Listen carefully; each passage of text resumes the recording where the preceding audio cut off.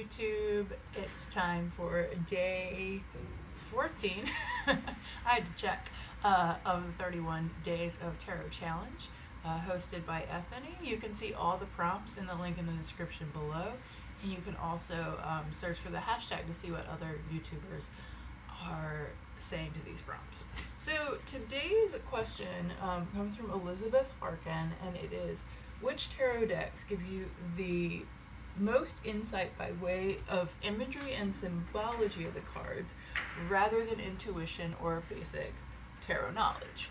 And I actually had to ponder this question for a little bit because, one, I would say I'm not the best at using the visuals of the deck as opposed to just pulling the card meaning from my head. I've actually really been working on that in the latter half of this year. Just trying to pay more attention to the actual visual that I'm looking at. And so I thought a little bit about it, and there were a few decks that came to mind. So one that's actually really been helping me with this is the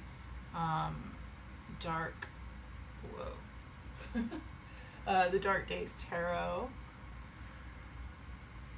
So I think the imagery is really evocative in this one. It is fairly detailed, but it also just really, to me, I think calls up emotions really well. And so I find that I can get something from it before I jump to, what is the meaning of this card. I also like, because it's square, that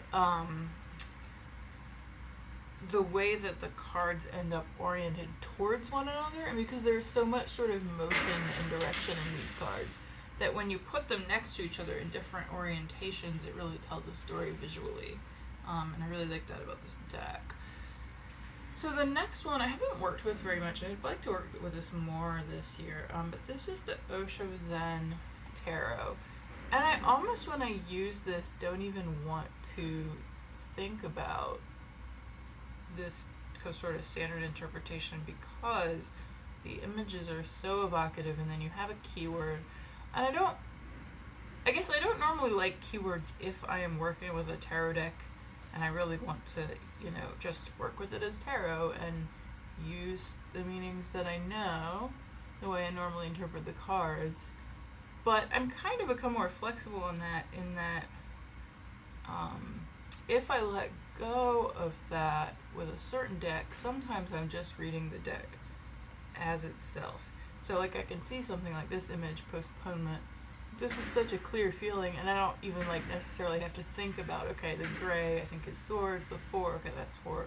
Like, I can just kind of ignore that. So that's the Osho Zen. And then the last one is the Next World, because so this is another one with keywords, and again, I'm not generally a fan of keywords, but because the images are so detailed and it's all people, and you really get a sense from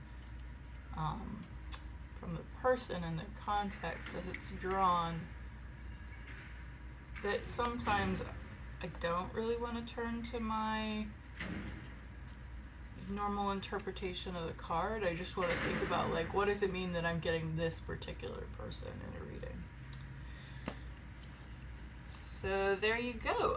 If you enjoy this kind of content, don't forget to like and subscribe. We'll be doing a prompt a day all throughout January. Thanks.